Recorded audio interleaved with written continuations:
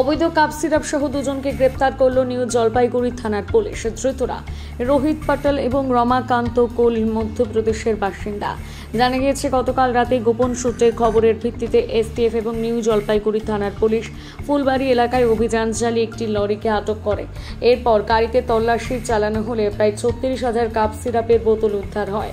ঘটনায় দুজনকে গ্রেপ্তার করা হয়। পুলিশ সূত্রে খবর, মিষ্টি কুমড়োর আড়ালে অবৈধভাবে কাপ সিরাপগুলো ইন্দোর থেকে আসাম ত্রিপুরাতে নিয়ে যাওয়া হচ্ছিল।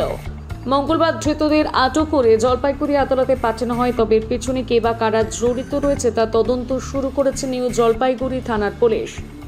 অবৈধ কাপ সিরাপ সহ দুজনকে গ্রেপ্তার করল নিউ জলপাইগুড়ি থানার পুলিশ। ধৃতরা রোহিত পাটেল এবং রমাকান্ত কোল মধ্যপ্রদেশের বাসিন্দা। জানা গিয়েছে গতকাল রাতে গোপন সূত্রের খবরের ভিত্তিতে এসটিএফ এবং নিউ জলপাইগুড়ি থানার পুলিশ ফুলবাড়ি এলাকায় অভিযান চালিয়ে একটি লরিকে আটক করে।